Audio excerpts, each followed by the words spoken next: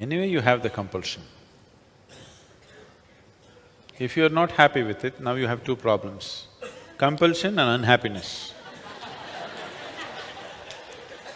At least if you have one problem, it's easier to deal with it.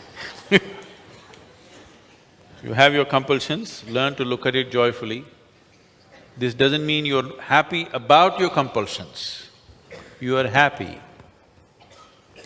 Why always we're talking about joy and love and things is to keep the mind pleasant, to keep the emotion pleasant. Because when your mind and emotions are pleasant, you are flexible, we can do many things with you. When your mind and your emotions are in unpleasant, you become rigid. Nothing can be done about you. So already you have one problem, don't create the next one. Unhappiness is unpleasantness. Now when you're in a state of unpleasantness, nobody can touch you, nobody can help you, nobody can do anything with you. If you're in a state of pleasantness, you're willing to be molded into a different shape, isn't it?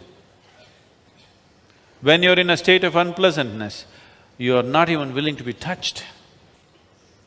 So, unhappiness is a bigger problem than whatever damn compulsions you have. A far bigger problem, because now you cannot be touched, you cannot be molded, you cannot be helped. So first settle that. Whatever the nonsense you are, first thing is learn to be joyful and loving. Now, it's easy to work with you, it's easy to help you, it's easy to reach out to you, it's easy to do things with you beyond your likes. Because your likes and dislikes are the basic compulsions. If we have to help you out of that, you have to be in a pleasant state. If you're in an unpleasant state, we cannot make you do something that you do not like. You will do only what you like. The more unhappy people are, the more they will insist, I'll do only this is how I am. Joyful people are flexible. You can make them dance, you can make them cry, you can make them jump. They'll do everything when they're happy. They're flexible. Don't lose your flexibility. That's the most important thing. That's the reason in the morning yoga, starting with your back. Slowly you'll work up to the head. Because flexibility is key. If you become fluid, it's great. From being solid to become flexible, then to become fluid, then to become gaseous, then to become nothing. That looks like a progression, isn't it? So, it's important to keep yourself flexible. Flexibility is not possible when you are in any state of unpleasantness, either in the mind or in the emotion. So that's the reason why being joyful, being loving, being happy, being peaceful is important only for this reason. So don't create double problem, you already have enough. And these are not the only compulsions you have many more. And the very purpose of samyama is to bring all those things that you have hidden out. Because if you bury it, it will only grow. You bury your potatoes, they will multiply and grow. Karma is like a sack of potatoes. The deeper you bury them, the more they will grow. So this is a place to pull them out, dry them in such a way that they cannot grow again.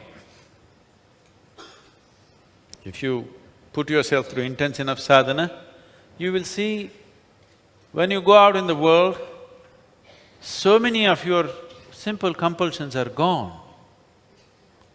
And I'm telling you, if you had the compulsions that you had just a week ago, you cannot sit like this, which all of you have been doing wonderfully well. You cannot sit when there are compulsions. Yes, this and that nonsense is coming, it's not that you become 100% free, but so many of your compulsions are finished. That's why you're able to sit. Everything is hurting. Who is not hurting? Everybody is hurting, including me. For me, only one leg, for you both. That much exemption I have because I have to sit through many samyamas. Only one leg. For you, both legs. It's hurting, that is the whole thing. Hurts, I want to get up. Get hungry, I want to run and eat. Feel like this, I want to go and pee. That is what… we've outgrown that. Very hungry, but it doesn't matter. Very painful, it doesn't matter. It's a terrible compulsion. Most people won't bear it for 2 minutes. They'll hop around. Now you're just sitting. And somebody sitting next to you, they're also doing ba ba boo boo boo.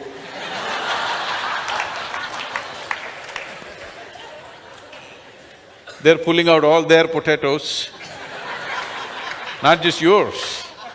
You also have to bear with the surrounding potatoes. Rotten potatoes just spilling all over the place, but still. So don't complain, you're doing great. But still there are a lot of potatoes to pull out. They need to be every day pulled out, every day.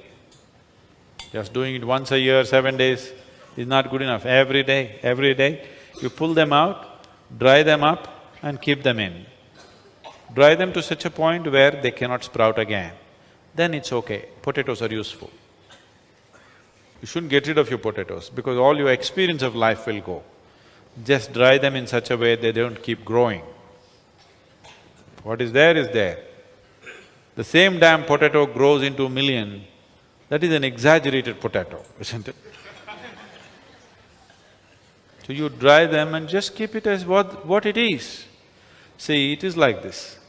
You have 5 minutes of intense experience, let's say of pain or fear or some torturous experience or something which was abhorrent to you. 5 minutes. This 5 minutes of potatoes will multiply and multiply and multiply and rule your whole life. Wherever you go, that's what you talk about. Wherever you are, that's what you think about. If something moves, you think the same thing is going to happen. Because you're multiplying your potatoes, you bury them and they're multiplying. They will become millions of potatoes, same kind, abhorrent kind. Now, you dry this potato and keep it, it is there. It's a good experience. If you went through a real bad experience, it's a good experience because these are invaluable. What you learn through unpleasant moments in your life is invaluable. If you forget that experience, you are a fool. Only a fool will try to forget.